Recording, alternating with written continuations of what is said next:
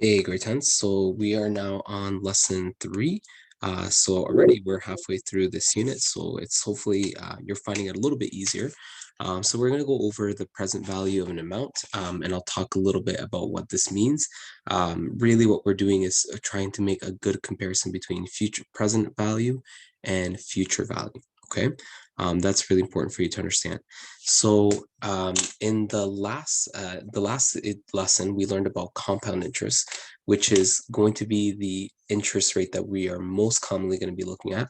Like I said, simple interest is still good for you to be aware of it, but we are mostly going to focus our attention on compound interest now.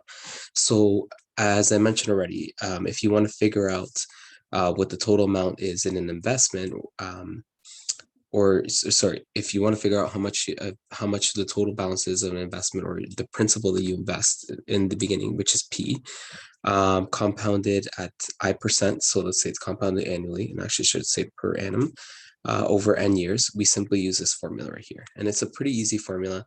And again, I mentioned this already. This is really stemming from the fact that for exponential growth, if let's say you want to model for an exponential model, let's say that you were looking at the population after a certain number of time, you would simply take your initial population and you take 1 plus the interest, sorry, 1 plus the percentage of increase, right? Percentage that you're going up by, and you raise it to the power of n. It's the same kind of formula we looked at. The only difference I think is before we use t maybe instead of n. Same concept though, right?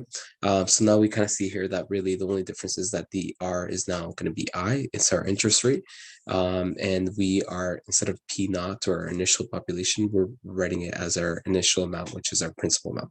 Principal amount just means what did you deposit in the first place, right? That's really what that's saying.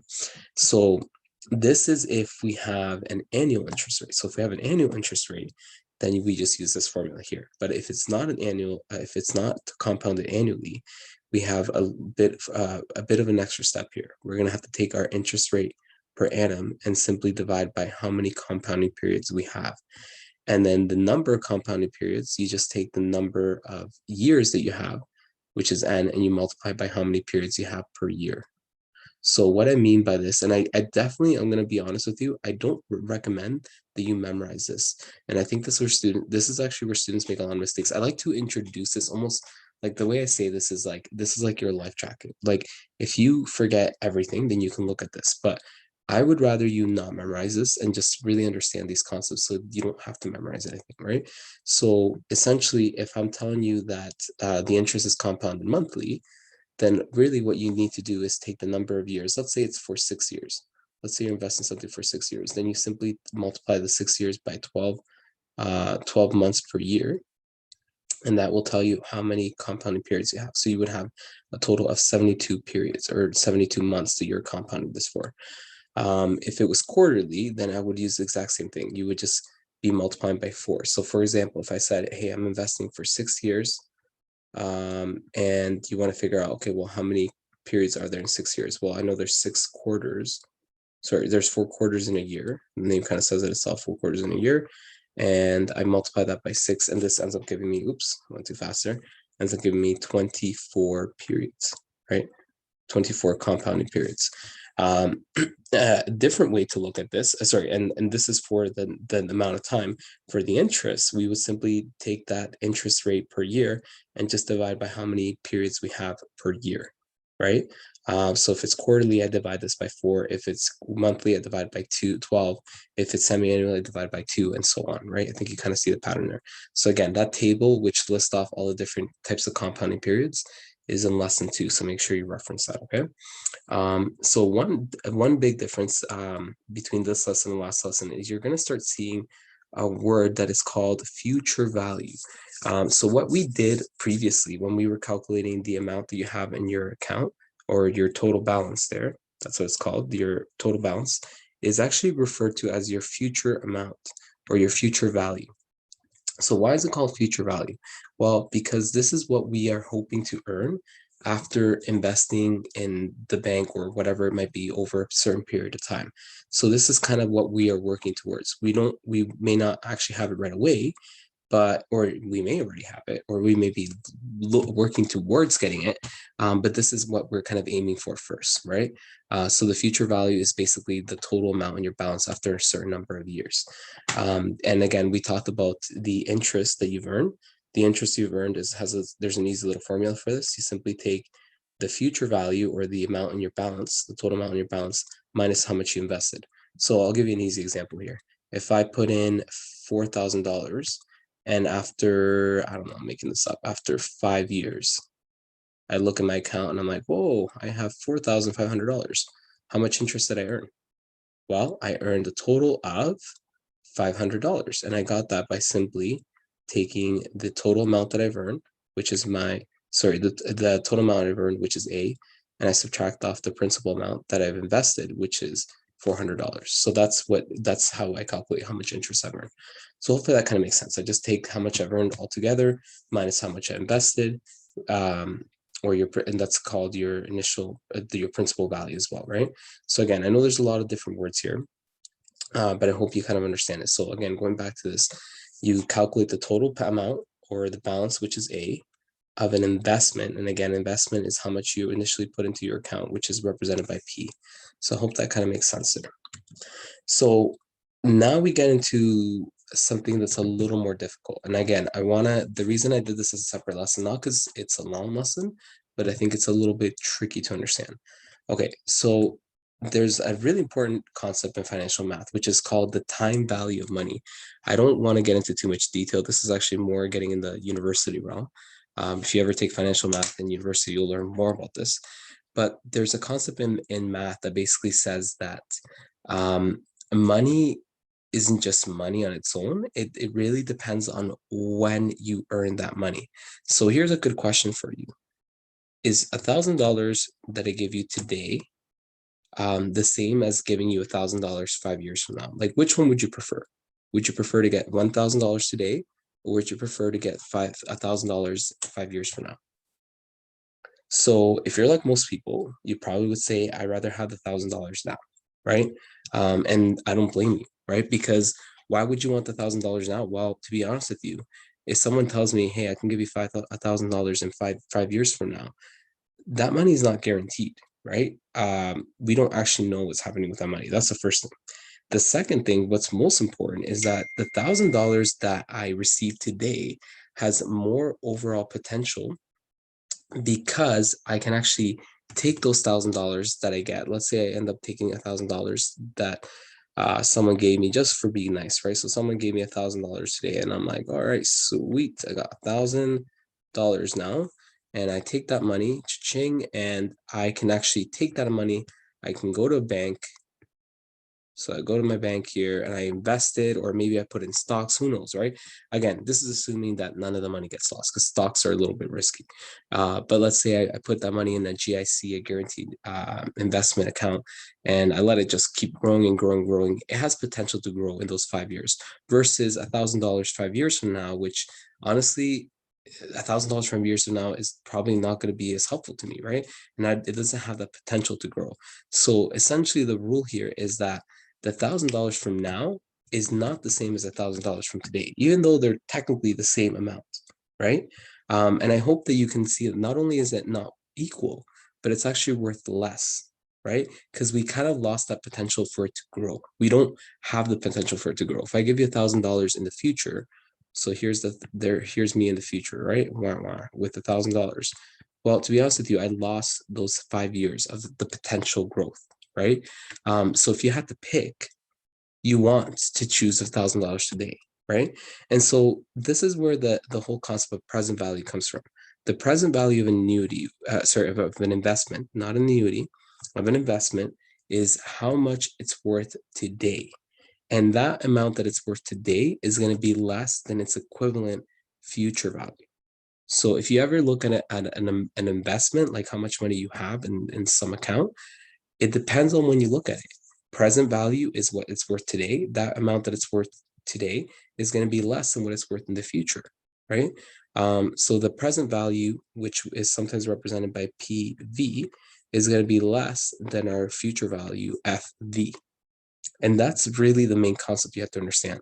that the $1,000 today and the $1,000 5 years from now are not the same. That's what that symbol means, right? They're definitely not the same.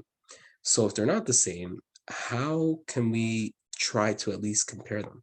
So what do we do? Is there some sort of present value that I can look at? Is there some sort of equivalent present value I can look at for the future value? So in the previous example, let's say, someone offered me money, but as I said already, let's say that you don't have a choice. You have to take let's say that we it's a very specific scenario. We want to make sure we have $1,000 5 years from now, right? Let's just put that way, right? So 5 years from now, we want to be guaranteed to have $1,000, right? We might have more, but we want to guarantee that we have $1,000. So the question here is how much do I have to put in today so that I can get to that amount? And that question right there is really just asking, what's the present value? That's really what I'm asking here, is how much do I have to put in today so that 5 years from now, 5 years time, I will end up earning that $1,000. So what do I have to do here? Well, if I am investing, again, in this question, I'm saying that I'm investing in an account that pays 3% interest over those 5 years. And again, 3% compounded annually. Let's just say it's compounded annually the whole time. I should actually just emphasize that just so you're not getting confused with that. It is paid, you're paid 3% per annum compounded annually. Compounded annually. Sorry, I'm just going to change this now before I forget. Annually. So again, you don't actually, just to be clear on this, you don't actually want, you don't need to invest $1,000 today, right? And I hope everyone kind of sees that, right? What you want to have is $1,000 in the future. So because I need $1,000 in the future, it doesn't mean that I need to invest $1,000 today. And again, the reason for that is because, again, I'm putting this in a bank and I'm letting this grow. So I actually don't need to put in $1,000. I might put less than that. So we want to figure out how much do you have to invest in the bank so that we can earn $1,000 5 years from now. So the total time here is 5 years. So what we want to do is we want to at least start by jotting down all the key information. So we know it's 3% interest. So we write that as 0.03. And what we're going to do is specify what the future value is. And in this case, I know what amount I want to have. It's kind of a backwards question. And all the other questions, you were told, okay, this person is investing this much in the account. How much do they have 5 years from now? Now it's a different question. The question has been spun around a little bit. We are told that we want to have $1,000 5 years from now. So how much do I need to put in today so that I get that amount, right? So I know for a fact that the amount I invest today has to be less than the $1,000, right? And if not, then you have a really bad bank, right? And think about that. Why would you invest $1,000 or more in order to get $1,000 5 years from now? If that's the case, then you should have just kept $1,000, right? It would have been a lot better for you to do that. So you want to make sure that the amount that you invest today, the present value, that's really what we're looking for, is going to be less than your $1,000, right? We want to make sure that this is less than $1,000, and that should make sense, right? Because we know it has to grow, right? So we want to invest less today. So our interest rate is 0.03, and our compounding, the number of compounding periods, and because we're told this for 5 years, is going to be 5. And again, this is annual growth, so we don't have to do anything to that. We don't have to multiply by any amount. So let's solve for P. So we're going to work backwards here. So in our formula, we know that we have A is equal to P times 1 plus R to the power of N. So I simply replace my A with $1,000. And then I have P plus 1 plus 1.03 to the power of 5.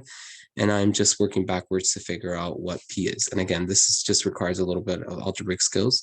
1.03 to the power of 5. Again, grab a calculator for this and figure out what that gives you. So 1.03 to the power of 5, it gives me approximately 1.159. 1.159, but I would not even bother actually writing this down. You can do it on your own. You can do it for your own steps. but I would not even bother writing it down here, and I didn't do it here because I'm essentially saying that this again is just some number, which is actually this number to be specific, 1.15, 1.15927, so on. But what I want to do is I want to isolate for P, right? So this is just going back to my algebraic skills, and I'm hoping everyone's really comfortable with these algebraic skills because we have done this a lot, and I'm hoping you're more familiar with this. I'm trying to isolate for P. So that means I'm going to do the opposite of multiplying by this power. I'm going to divide by this power. So I'm going to divide both sides by 1.03 to the power of 5. So grab a calculator and figure out what 1,000 divided by 1.03 to the power of 5 is. So on your calculator here, sorry, let me turn up the volume there. So on your calculator, take $1,000 and divide by 1.03, and you're going to raise this all. Now, don't make the mistake of dividing and then raising it to the power of 5. That's not the same. You want to be able to just do this all in one big step here. Again, your calculator might be a little bit different, but at least I know on my own calculator here, I can actually just take 1,000 and divide by 1.03 to the power of 5. So when I do this, I end up getting 862.61. Now, again, if you're not 100% sure how to use your calculator, I know some people don't feel comfortable with their calculator, then write down these numbers. And again, on your tests, I can accept a little bit of a margin of error. So your answer might be off by 10 cents or 5 cents or something like that, but it shouldn't be off by more than that, okay? And if you're doing this correctly, your answer shouldn't be off by too much. But again, the reason we're really picky about the decimals is because it does make a big difference, especially if there's multiple steps in it. So really make sure you don't round, okay? Until the very last step. And notice that I did not round anywhere until the very last step there. So I ended up getting $862.61 if I round to two decimal places there. So that means, and sorry, just one small thing. If I did want to do it differently and take 1.03 and raise it to the power of 5 and just kind of remember that number, you can use something called the memory button. I know some of you asked me about this. It's normally this button right here. So you want to click on M+. And then if you ever want to recall that number, let's say that you're saying, okay, I'm going to take 1,000 and I'm going to divide by that number that I just had. And instead of me actually writing it down, you just go back to where it says memory recall, press that button, and then press enter, and then it's done. So it's another little useful function you can use, but be careful with that. In my opinion, I sometimes end up making a mistake with that. And again, if you have kind of butterfingers like me, you'll sometimes press the wrong button. So just be really careful with your calculator steps there. So going back to this question, so we can clearly see here that the amount that I need to invest today to get to $1,000 is $862.61. So that should make sense that these two amounts will be equal, because I would never want to invest $1,000. This would not be a good investment to invest $1,000 and then 5 years later only have $1,000 if I didn't take it out at all. Obviously, this is assuming I don't take out the money, right? That's not a very good plan, right? What you want to do is ideally invest less and then gain more over time, right? So that means that the present value that I ended up calculating should be less than the $1,000 in the future. So what is the formal definition of present value? So we kind of already started discussing this. Present value of an investment is the amount that you need to invest today in order to receive a given amount in the future, right? And this given amount in the future, by the way, is called the future value. All right, so I should probably emphasize that this is called the future value. And I'll just put this here, known as future value. So I'm just adding these points on here, and then I'll just make sure I save it up there. So hopefully that kind of makes sense, right? That's how these two concepts are kind of interconnected with each other. And again, future value, by the way, is what we just did in lesson 2. So we just didn't formalize that definition, but that's really what we were calculating, right? So in the formula for finding future value, which we already know, A is equal to P times 1 plus I to the power of N, we can actually interpret the principal P as the present value, right? So present value can basically be interpreted as the principal that we have there. And because it's actually the principal, Again, this kind of goes back to grade 9. Do you remember in grade 9 where when I asked you to isolate for variables? Well, this is just rearranging the formula. So I'm just rearranging this formula here. So I have this formula A is equal to P times 1 plus I to the power of N. I want to isolate for P, which means I divide by 1 plus I to the power of N on both sides. I divide by 1 plus I to the power of N.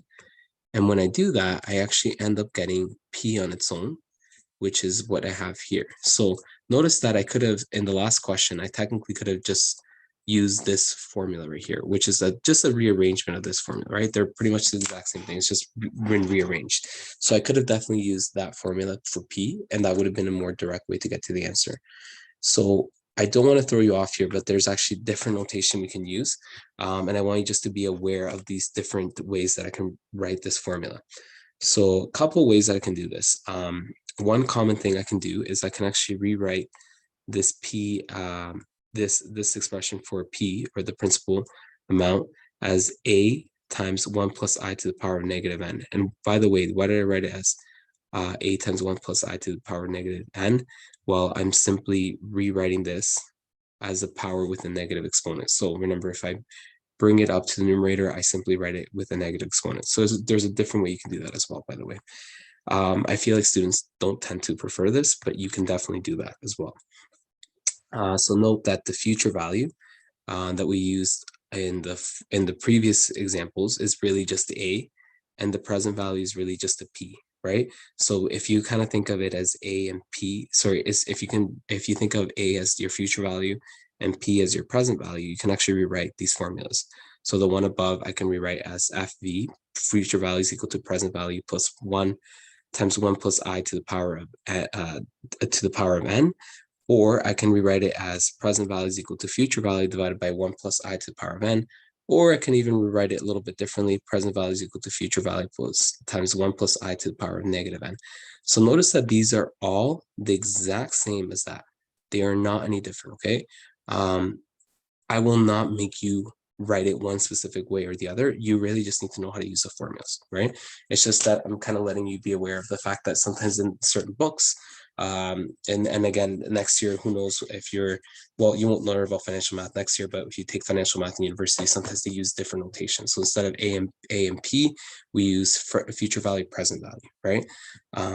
So just want you to kind of be aware of that, okay? So let's look at an example here. So Richard has cashed in a savings bond of $4,500. I think we did a very similar example to this. And that basically means that he has cashed it in. So he has earned $4,500 in 10 years. So if that's the case, we want to figure out and I totally wrote this wrong, at a rate of 6% per annum, compounded monthly, what is the initial value of his investment? So what we have to do in this case is we are going to work backwards to figure out what is the initial amount that he put into his investment. So in our case, we can do a timeline for this. You don't have to do this, but we can draw a timeline to help us kind of illustrate this concept, right? And again, a lot of the homework questions will ask you to do a timeline. You don't have to do that. It's totally optional there. So what I do for a timeline is I kind of draw out in years what's happening. So this is 0 years, this is 10 years. Now we said this is compounded monthly. So 10 years monthly would be 120 months. Okay, so hopefully that kind of makes sense so far. And what we're doing is we're trying to figure out, okay, well, we're looking at this and saying, okay, I have $4,500 and I want to figure out how much do I have to put in today so I can get this amount in the future. So what do I know so far? Well, I know my interest rate is going to be 0.06 divided by 12, which is 0.005. And again, in this case, you got lucky that the numbers worked out really nicely. Again, do not make the mistake of round this. And sometimes people will round too much. Please do not round, okay? I cannot even specify this enough. For financial math, you really, really, really want to try not to round. And if you're going to round, you want to round to like 4 or 5 decimal places, right? So something like this, 0.005, you do not want to round it to 0.01 or something like that. That is going to be a completely different answer. It's not even going to be remotely close. I'm not going to lie to you. It's totally separate. So you want to make sure it's 0.005. your number of compounding periods is going to be 120. So 10 years times 12 months in a year. And in this case, let's switch it up a little bit. Let's use this new formula we just learned about. Present value is equal to future value divided by 1.00005 to the power of 120. And again, this is just coming from the present value formula, which tells you that the present value is future value divided by 1.1 plus I to the power of n, right? So notice that we're doing the exact same thing here. We're just taking the interest rate, which is I in this case, and we're raising it to the power of 120, which is our n, the number of periods that we have here. So we take 4,500 and we divide by 1.005 to the power of 120. So again, grab a calculator and figure out what that is. I know you're probably okay with the calculator steps, but I just want to maybe show it a few more times just to make sure everyone's got this. So we take 4,500 and divide by 1.005 to the power of 120. And that ends up giving me $2,473.35. So the great thing with these questions that deal with real life math, check if it makes reasonable sense. So if you did this wrong, let's say that you made a mistake with this, and you ended up getting, I don't know, I'm just trying to think of extreme examples. You got an answer of $10. Okay, you don't have to be a financial expert to realize that $10 after 5 years will become $4,500. Does that even make sense? That, I know it's 6% compounded monthly, but that's still unreasonable, right? That doesn't really make sense as an answer. It's way too low. Likewise, if I got an answer of $5,000, again, always think about this logically. Doesn't make sense that I would put $5,000 into my account 10 years later without touching any of the money and without withdrawing. I only have $4,500. Also, that doesn't make sense at all, right? Why would I want to invest in that? So you always want to check, does your answer actually make reasonable sense? This answer of $2,473.35 does make sense because after 10 years, you did invest it for 10 years. It would make sense that it would grow to quite a bit. So it actually almost doubled. And that kind of makes sense because I did invest it for a total of 10 years. So notice that in this case, the present value that you got, again, is lower than the amount that you received, which is your future value. And again, that should make perfect sense to you, right? You would never want to invest and then get less money in the end. You want to get more. So this is basically what we end up finding. The present value over here becomes the $4,500 in the future. Let's look at another example here. So Jessica has taken out a loan to help her fund her studies. After 5 years, she must repay $8,500 for the principal and the interest for the loan received. So at the end of the 5 years, she has to pay two things. She has to pay back the principal and the interest, right? So altogether, she's paying $8,500. So this is not a good scenario. The last scenario, you were earning money. Now we're losing money, right? So we have 5 years there, and it's compounded quarterly. So again, because it's compounded quarterly, that means we have 20 quarters. And again, the math there hopefully is easy. Take 5 multiplied by 4, and then this is 0 years. Okay, so what we're trying to do is figure out how much money did Jessica borrow at the very beginning of time. So what was the present value? So we have to kind of work backwards here. So we look at this and say, well, the future value of this investment is $8,500, because that's how much I have to pay in the future for everything, right? For the interest and the loan. And again, that's the future value of the loan with the interest, right? Because that's obviously been accrued over time. And we want to figure out the present value. So we take the interest rate, which is 0.045, and we divide by 4, which is going to give us 0.01125. Now, again, all I did here was simply take my interest rate divided by 4, and notice that I believe that this answer was not rounded at all.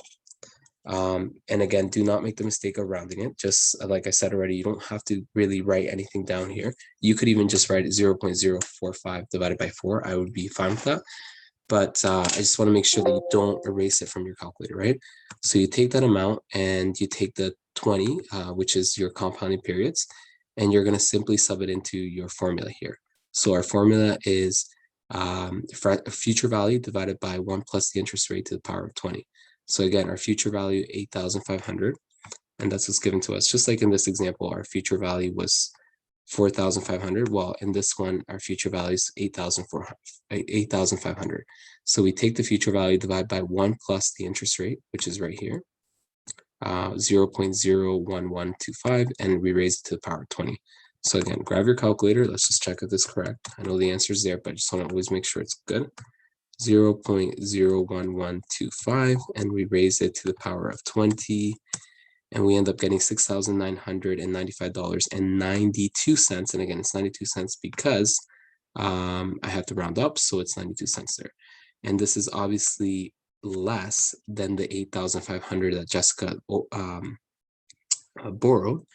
And that would obviously make sense as well, because you don't, it's obviously she's paying 8,500, which is with the interest. So it makes sense that the amount that she actually borrowed, the initial amount of the loan was actually only 6,795 cents, and sorry, $6,795.92. So it makes sense that it would be less. And again, what was the interest that she had to pay altogether? So how much interest did she pay for the 5-year loan? Well, we simply take the amount in the future, our future value, and we subtract off our present value. And notice that this is the same formula as before, right? I know it looks different, but it's the same one. Remember, before we had interest was equal to A minus P. Well, it's the same thing. The amount is future value. The principal is, sorry, the principal is just present value, right? So it's still pretty simple there. And so that means that the total that she has paid for this loan, how much money did she pay just on interest? Just interest, right? Not even on the loan. This is not actually the amount that she ended up using. How much did she pay just for borrowing money? $1,704.08. That's a lot of money. So that's how much she had to pay for borrowing the money. And I should have probably emphasized, we'll pay $1,704 on interest alone. That was just on interest alone, not even for the total loan there, right? So that was basically it for this lesson. Hopefully I kept it relatively short and sweet. I know that there's a lot still there, but hopefully that made sense.